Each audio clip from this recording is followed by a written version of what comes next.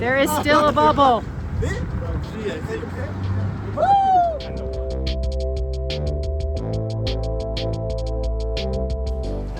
The best part of that town is checking into a hotel.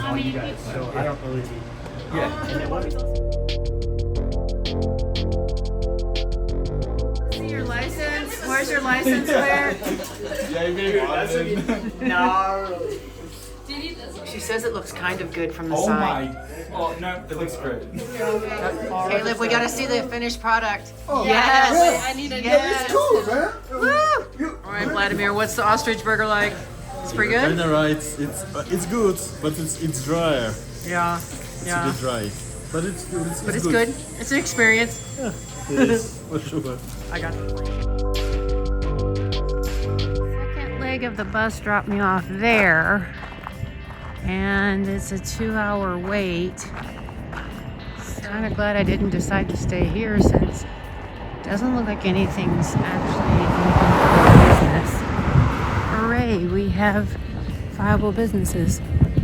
We got the classic burger. I topped off an extra ½ liter in case Joshua Spring is dry. Plus I have this little thing, nice little tea. And I'm on my way at Walker Pass. Only 50 miles before I see Mark.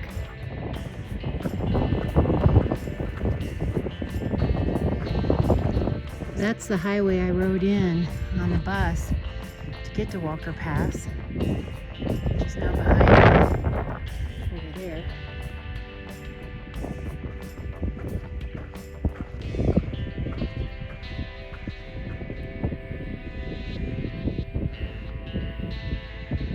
Definitely no water for miles and miles.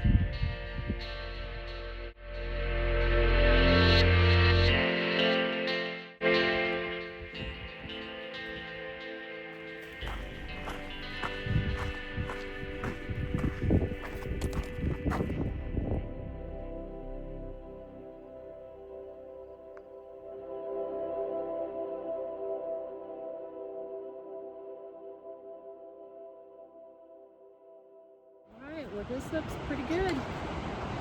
It's windy, but I got a tree and some rocks to help block the wind.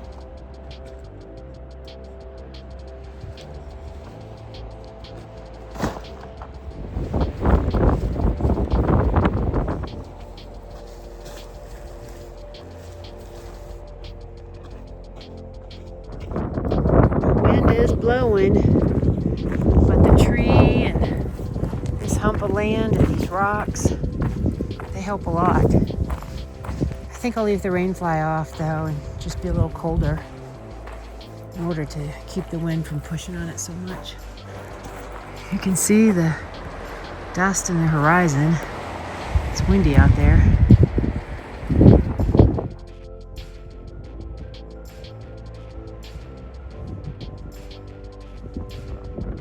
The PA said I should ice my foot after the first 3 hikes, so she gave me some instant cold squeeze to pop. Oh, it did it. Shake. Oh my gosh, it's getting cold right away. I can't believe that. Before applying wrap and soft buffer top. Okay, well, it's totally working. Oh. I will sit around like that because I want to do what she said. I ended up carrying plenty of water. That liter is for tomorrow's walk, and then this is for dinner. I thought I was gonna have to be careful, but it was so nice and cool that I didn't have to, I just didn't drink that much. And I was really well hydrated before I left. So tonight's dinner is beef lasagna and tea. The tea is great. Glad I had plenty of water.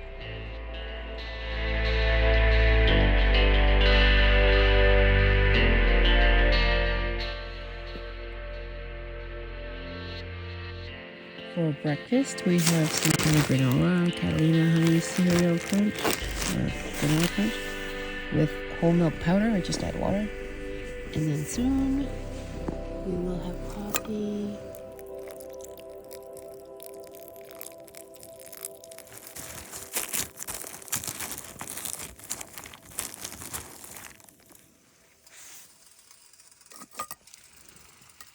Oops, better let that cool down a sec.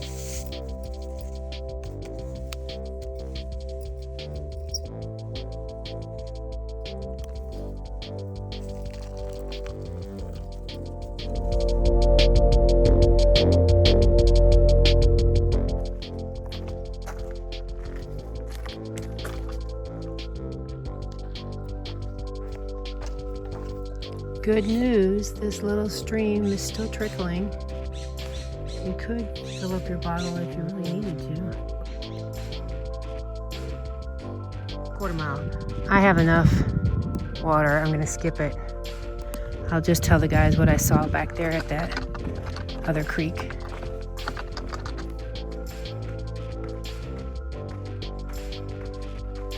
I've been trying so hard every day to go farther and faster.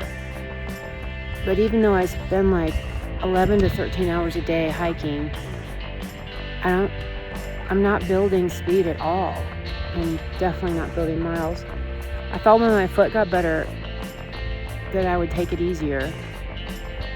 And I did. I've only gone like 14 miles and I'm probably only gonna go a couple more.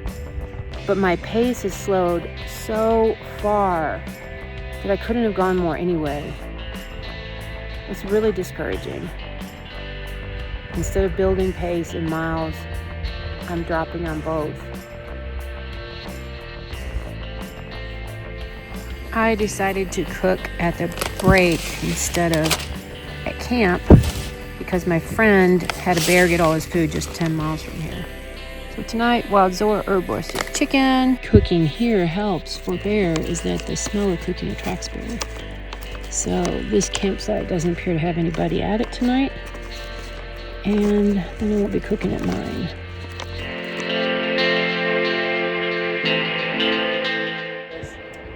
I can hear the wind, and I only feel it a little bit. It's a good sight. I'm gonna hang my food bag much further than typical. Maybe up there somewhere. Since that sushi had the bear get his food, I don't want it anywhere near my tent, really. Or maybe there's a tree over there, easier to get to. That's the one. All right, today I'm supposed to put this on the foot again, that one, the injured one. But I hurt my ankle more when the trail, the sand just slid out from under my foot. It just slid out. That's happened before. And I went down pretty fast, and my ankle took more of it. My ankle seems to be fine, but it was sore. So I think it needs a cold press more than my foot. Anyway, that's what Dr. Lori says.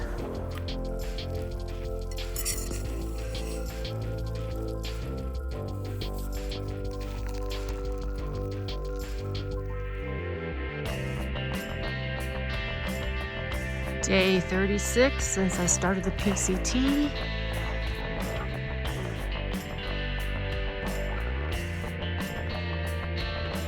These kind of deadfalls test my flexibility. Like, I'm already on my knees. Sticks are thrown out over there. But crawling under this is hard. Let's see if I can just get a little bit lower. Oh, I think I cleared it. Oh, thank goodness the gravel and sand doesn't have a bunch of rock holes in it. Well, it does, but you can avoid them. Okay, come on, giant breath, you can do it. Oh, my goodness. I know you guys think I'm probably exaggerating, but I am not. This is very hard for me. I think my flexibility just isn't there. Whew, but made it. Yay! Yay for me. These first 3.5 miles have been so much better.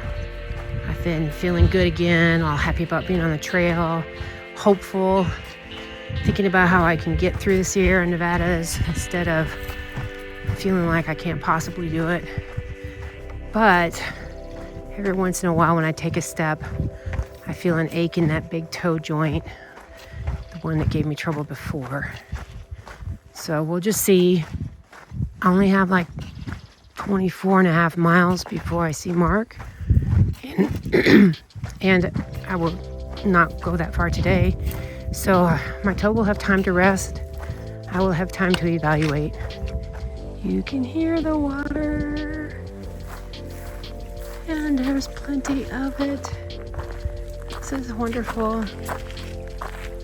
Oh my gosh, I'm so glad the water's good.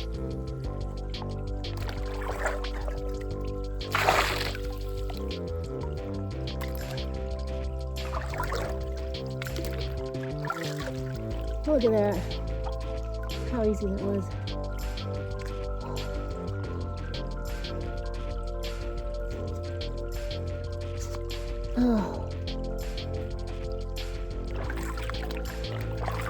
Oh my, that's cold. Whew.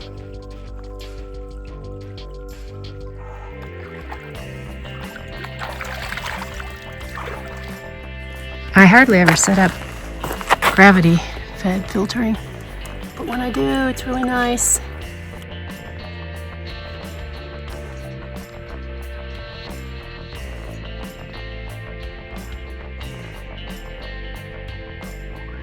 I've been walking in a previously burned area for a few miles.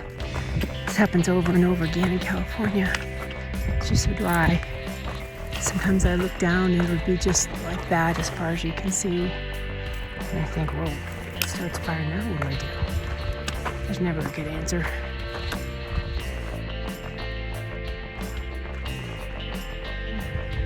I left camp less than 9 hours ago. And then had a long water filter, some good breaks, had 6.5 miles of uphill climbing, and at the same elevation and grade as I did yesterday. So what I'm saying is my hike today is pretty much the same in terms of what it should have taken for effort as yesterday. But yesterday I struggled with every mile, only made 14, a little over, and it took me almost 13 hours. It was awful. The only difference I can think of is that the trail wasn't nice and flat like this. Most places it was slanted on a ridge and falling off the edge, and there was a lot of rocky parts. So I did take more careful steps. But that doesn't explain it all.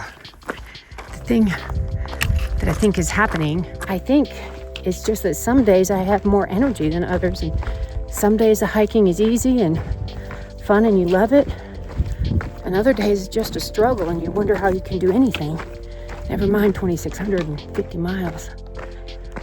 But today's good.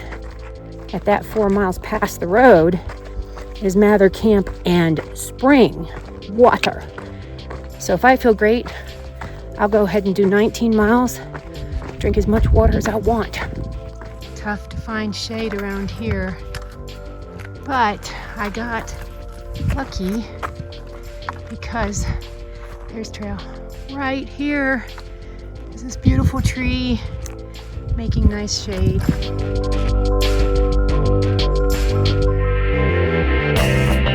Wow, I'm pretty sure that little line over there is my trail.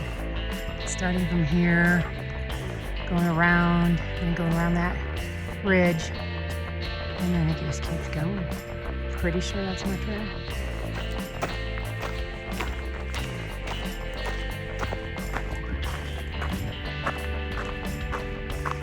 Yep, it's my trail.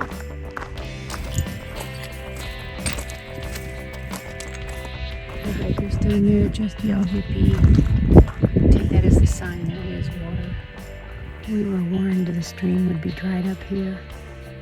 We need to go northbound. Another tent. Okay, looking for water.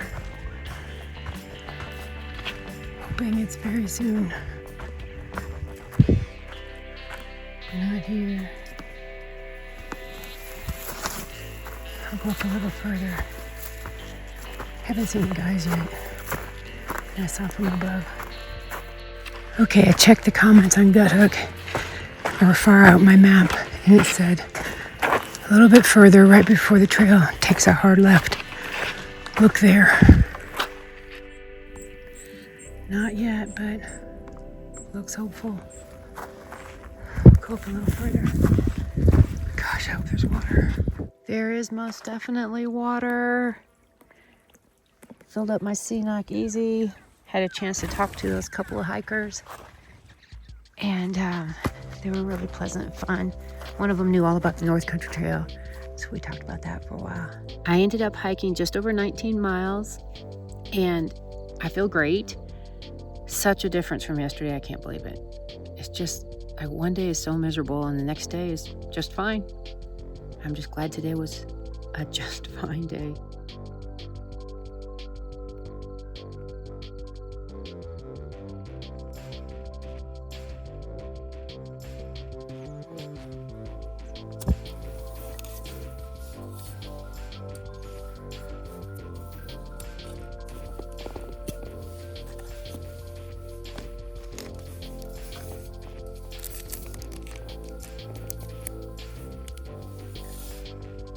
"37 days since I started on trail. Slept great. I've been sleeping as the only one in the campsite quite a bit lately because we're near the end of the line, and last night it's because we're so close to Kennedy Meadows, only 9 miles. I had a couple of hikers go by me last night around midnight. In fact, it was 12:09. They were talking away. Had no idea somebody was camping here. I was like, yeah, it's cooler, but that was pretty late. Well, that's hot enough. It turns out that I don't mind camping all by myself, as I have been lately. As long as there's other hikers around during the day, I get a chance to say hi, maybe at a water filter place or something, visit with them. So I do like the solo camping, I do like the solo hiking. I just don't want to be the only soul on the trail. Those midnight hikers ended up camping here. I hear them talking down there. But the water is really only accessible up there about 50 feet. It looks like I'm coming into a forest. That'll be nice.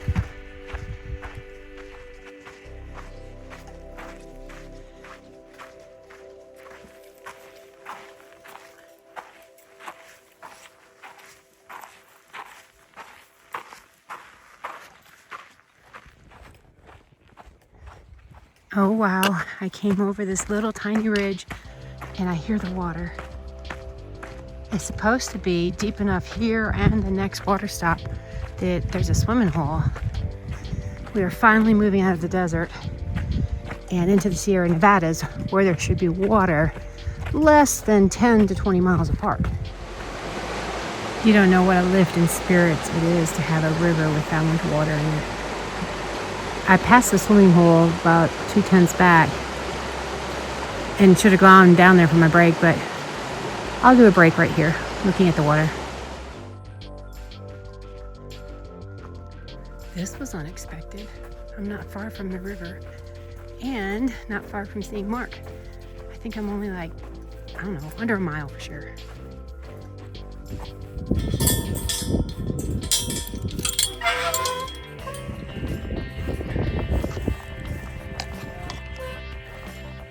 Sometimes they don't open that far. It's hard to get your pack through.